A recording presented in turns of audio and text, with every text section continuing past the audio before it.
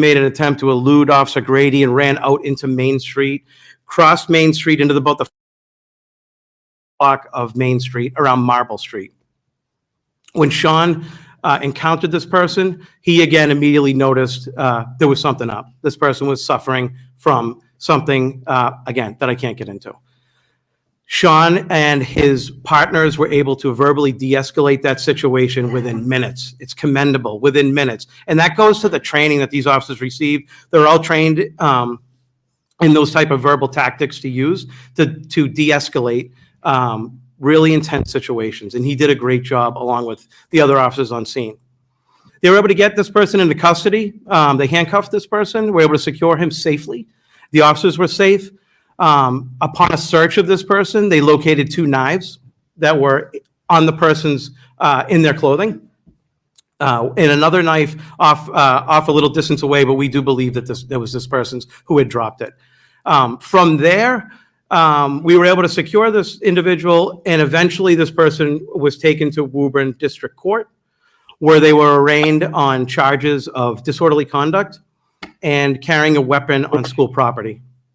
I think it's important to note that at no time did that person display a weapon while they were on the property or anywhere else. They never entered the building. They did attempt to pull the door. What the intent was, I can't speak to that of that person, but they did pull on the door, and we later learned that by looking at surveillance video the next day. So the individuals brought to Woburn Court, and from Woburn Court, they were arraigned on those charges, and then they were remanded to Bridgewater State Prison for Bridgewater State Hospital. I apologize, Bridgewater State Hospital for further evaluation. Coincidentally, on Wednesday, the FBI notified us to update us on an investigation they had involving the same individual. These investigations had nothing to do with each other. It was a coincidence that one happened on Wednesday and one happened at the school on Thursday. The FBI spoke to our detective division Wednesday night and communicated that just an update of an investigation they had into this person. They provided some details on some threatening and very vulgar emails that were sent to an individual in Michigan. They were communicated from Stoneham, so that would give us jurisdiction on the criminal matter. Anything that happens in Stoneham comes under the Stoneham Police jurisdiction. We were able to request additional charges on this person. They stem from stalking, threat to commit a crime, and communicating a bomb threat over the phone. That is a completely separate FBI investigation. Our detectives are assisting in that. I can't comment any further on that. Concerning at the middle school, you deserve more out of your community leaders.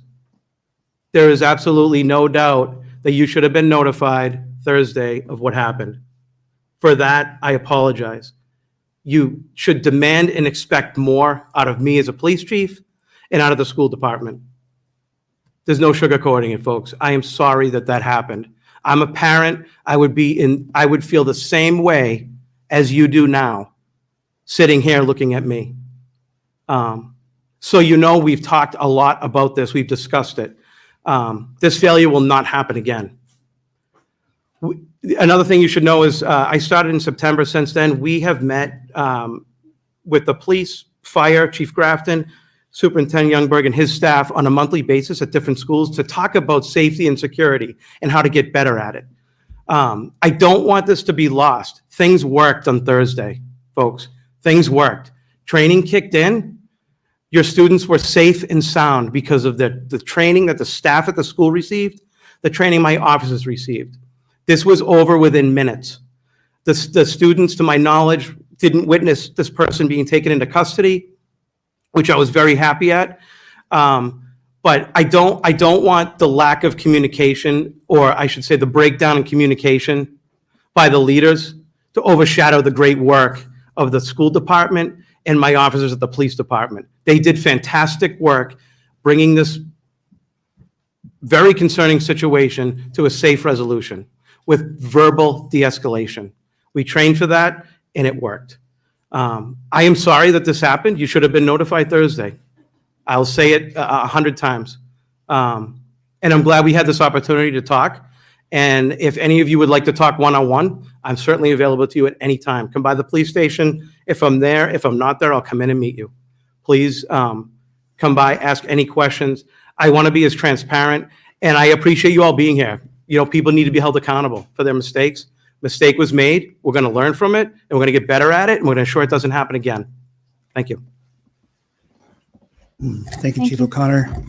Good evening. My name is David Youngberg, Superintendent for the Stoneham Public School District. First, I want to thank all of you for being here this evening.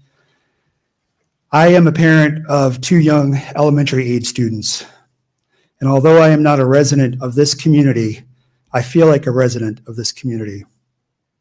And I understand the anger, the frustration, the confusion, and the deep concern about this incident. I understand the parent perspective, and I can appreciate your justifiable questioning of how the communication of this incident was handled. As a superintendent, I also understand how this issue has caused harm to our community, as well as to your trust in me as your district leader. It is undeniable that the buck stops with me. I am sorry. I apologize for not having handled this situation differently, and to the expectation of what this community expects and deserves. I am grateful that the training, the procedures, and the protocols that we have in place worked just like they were meant to. I am grateful that Principal Jones's quick thinking and clear-headedness led to a positive response to this incident and a positive outcome for our students and faculty. That said, I know that many lessons have been learned here. I will continue to work hard to regain your trust and the trust of this community as a public official and as the leader of this amazing school district. As I have said before, and I will say again, that the Stoneham community and the Stoneham Public Schools are a hardworking, dedicated, and strong community. Our talented faculty, staff, administrators, police, fire, DPW, we are all a team, and we will continue to work as a team moving forward. I want to echo the Chief's remarks and thank the Stoneham Police Department for their fast and effective response last week and for their ongoing dialogue with this as the situation has unfolded. There is a lot about a criminal investigation that we simply do not know about after an incident occurs. What I do know is that an individual with no business in the Stoneham Public Schools came onto the grounds of the South Elementary School during the school day. The building principal saw this individual at a rear door and immediately called the police, consistent with our policies. The police responded immediately. Outdoor recess that day had already been canceled this day due to the cold, raw weather and the muddy conditions. Once the individual was apprehended and off campus, and after we were notified that the situation was resolved, there was no further disruption to the school day. However, I understand that the successful resolution of a situation is not sufficient. Regardless of the disruption, regardless of the outcome, regardless of what we know when, we need to consistently and immediately notify our community members, families, faculty, and staff about these events. Even in a situation where we have been advised that no students or staff are in danger, if there is an incident that draws an emergency or in any way disrupts the school day, I have a duty to communicate. I take this duty seriously. I take your feedback and concerns seriously. I am grateful to Chief O'Connor for his partnership with the Stoneham Public Schools. And the Stoneham Police and School Departments will conduct public outreach and media relations training using this case as an example. I thank you for your attention. Thank you, Superintendent Youngberg, and thank you, Police Chief O'Connor. We will now have a public comment period. A reminder that anyone who wishes to speak should have signed up on the sheet outside. We do have a budget hearing after public comments, so I am going to hold all the budget comments for that portion, and I'm just going to call people that signed up with a different topic. I only see 2 right now for the incident at South. So if there's anybody else that didn't sign up, please go sign up. Just a reminder on the procedures for public comment. Speakers will be allowed up to 2 minutes to speak. Please start by giving your name and address for the record. Topics should be limited to those items within the school committee's scope of authority.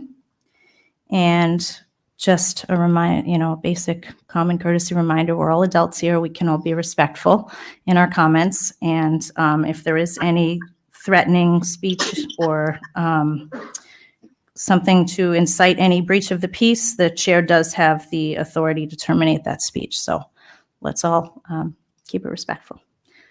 So I will start with Amymondelo. Hi. Do I need to say my name again? Yes, please, name and address. Amymondelo. I live at 78 Elm Street here in Stoneham. I want to start off first by saying thank you to the police for the immediate response. You guys are to be commended on that for sure. Thank you to the educators in this district who work tirelessly, who are among the best out there, who are the least paid out of all the communities surrounding us. So thank you to all of you. I'm happy to be the voice. I know I'm one of 2 speaking. I don't know who else is talking, but I was blindsided by Channel 7 News when I was running in my flip-flops, because I can't run in heels that fast. Though I asked some of my students in the back, they might disagree.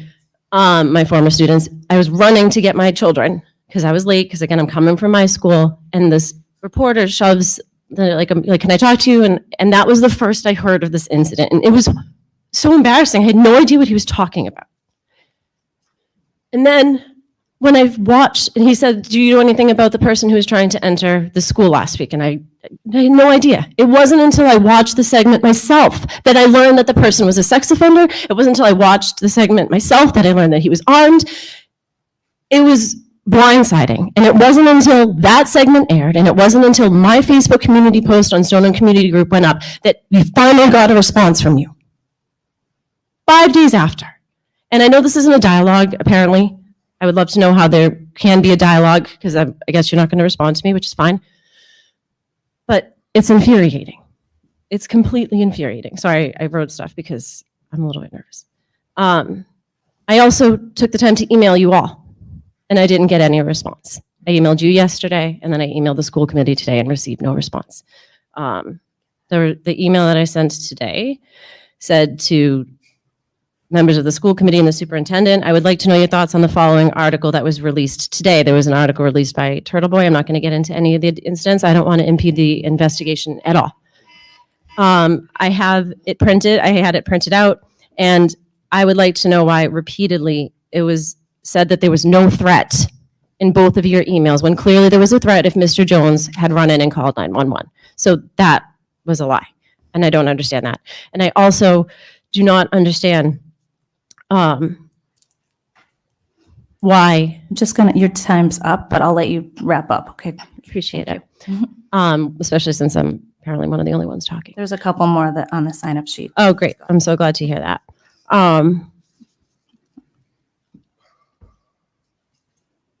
As a parent, as an educator, it's just, it's extremely infuriating. And I feel like, I appreciate you saying that you failed. Because there's failure all around, and we do deserve better. Our students deserve better. Parents, you also had said that all of the protocols were followed, and that's not true, because I know that teachers in the school were not even notified that it happened when the incident happened at the time. So it's just, there is so much to be learned by this, and I don't know, honestly, if you're going to build back the trust. So many parents are so upset, even though, I'm glad other people are talking, but the level of anger and outrage is just wild. And we all deserve better. You deserve to do better. Thank you. Thank you. Thank you for your comment. Chris, I think it's Roberts or Roberto, sorry. Chris Roberto, 20 Oak Street. Just to piggyback, it's insane that we have to first find out what's going on in our own child's schools from a news crew, and then everybody wants to rush and get a comment together and some haphazard email that, oh, there was no threat, yet a pedophile was attempting to access an elementary school armed, but apparently there's no threat. It just makes no sense to me whatsoever. Again, I also have some notes written down. I'd like to know exactly what the policy and procedures are. There was no lockdown initiated, even though, again, a pedophile was attempting to access the school, but no lockdown was issued. No staff members were notified. Nothing was communicated to anybody except the principal knew about it. But if someone's trying to access the school, what's the policy and procedure? I'd like to know, find out what that is.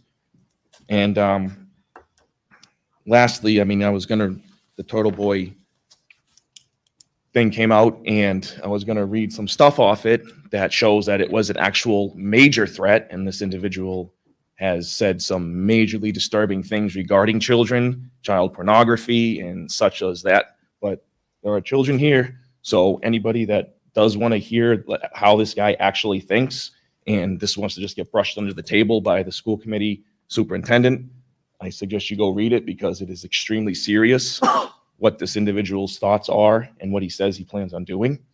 And I also think the school committee needs to take some major actions in this regard, or maybe a possible recall on some school committees' thoughts if that has to come to fruition. Thank you. Thank you for your comment. I have two more people here. Andrew Dawson.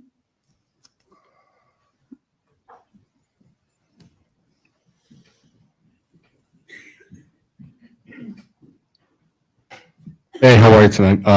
Andrew Dawson, 5 Wagner Road, Stoneham. First, want to thank the police chief. You guys obviously did a fantastic job. If you have any idea what that situation entails, it is possibly a miracle that you could articulate that's absolutely illegally justified lethal use of force. Thanks to the school committee members. I know some of you personally, some of you I don't. We know how much time you guys spend at all these meetings nonstop. Thanks to the Stoneham teachers. I have a 5th grader, a 3rd grader, 2nd grader. My kids love their teachers. Great job with the principal at South School. I don't know him. I don't know if he's here. He obviously did a fantastic job. I just want to start by saying, Mr. Lundberg, I have absolutely zero faith in your ability to be the superintendent.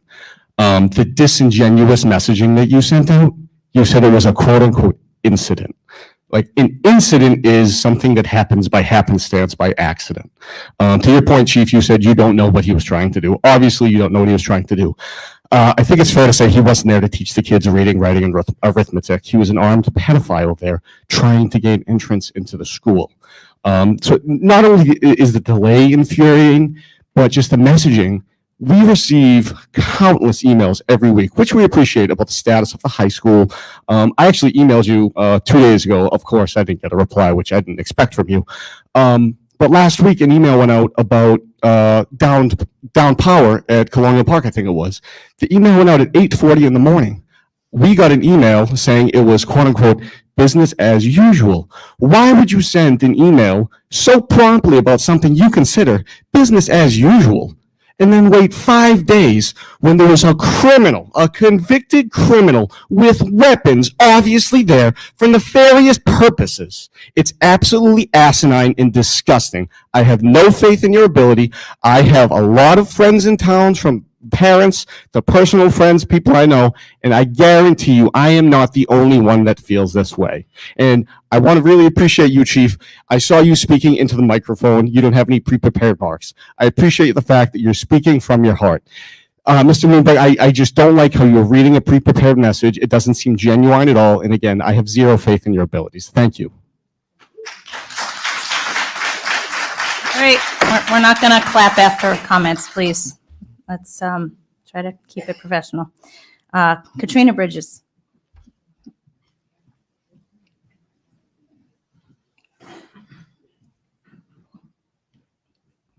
Hi, Katrina Bridges, 34 Country Club Road. I just want to reiterate part of what Andrew said, and that we can't thank the police department enough for their response, for how it was handled, how it was managed. Eric Jones, kudos to him for getting everything under control so quickly. But this is the second incident of a pedophile in this district in less than a year. One we're still paying, We're in a budget crisis and we're paying a pedophile $90,000 a year to sit at home wherever he is doing whatever he does.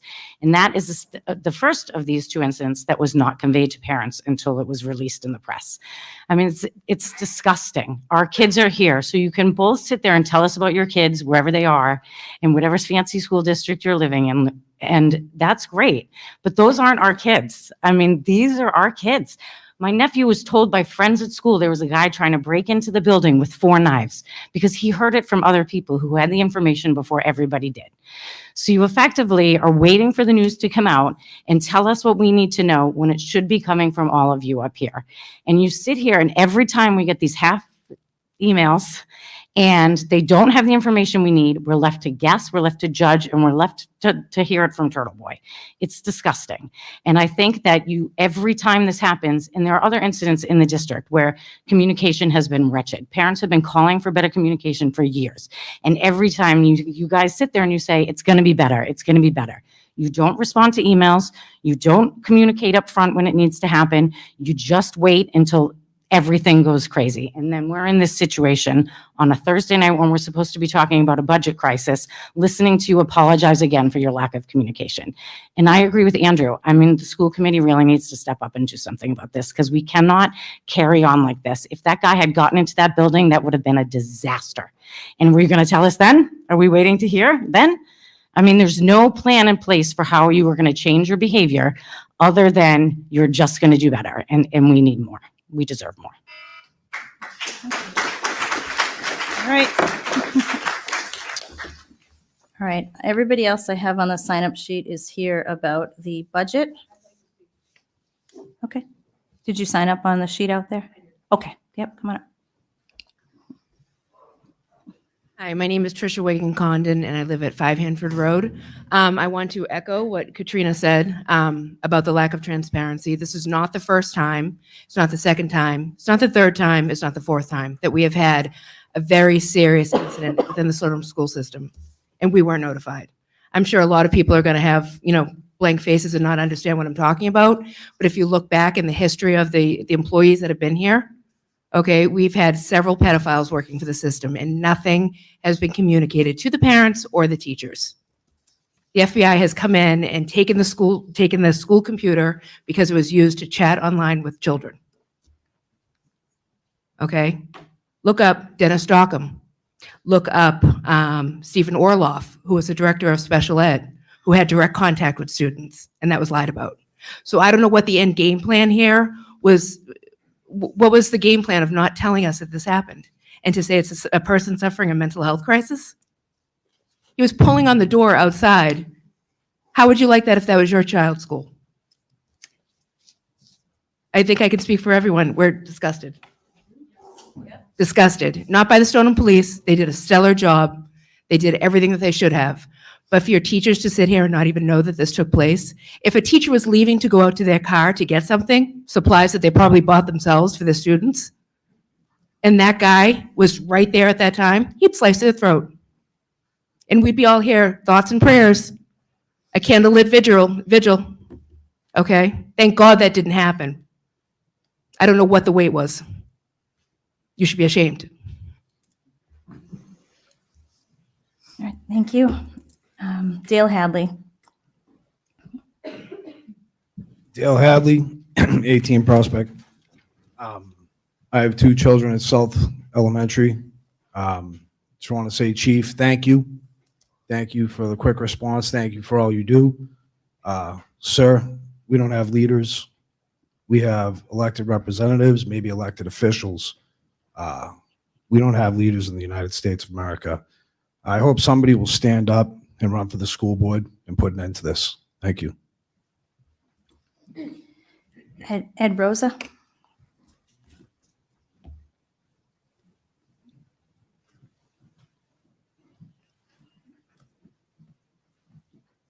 Ed Rosa, 14 DeWitt Road.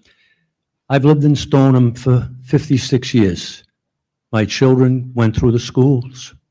My grandchildren are now in the school. I've been an educator for 56 years, still involved in education. Spent 20 years as a high school principal. When I learned about this incident today from my daughter-in-law. I was stunned. In my 20 years as principal, to give you a quick example, I once suspended a game between freshman soccer players and didn't tell the parents. The superintendent the next day called me down and said, "You made a mistake."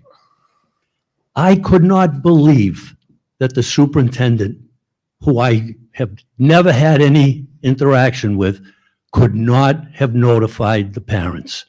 And the people before me have said it clearly. I can't imagine that. The second question, the second point that I want to make, and it's a question, were the school committee notified on that day of that incident by the superintendent? And if you were, what was your response? And if you weren't, you ought to be livid. And again, I told you a little bit about my background. I served as 9 years on the school committee in Stoneham a long time ago. And lastly, I commend the chief who told us what happened. I commend his force, and I commend him for saying, "I made a mistake. I didn't communicate." I did not hear that from the superintendent. I heard, "I'm sorry."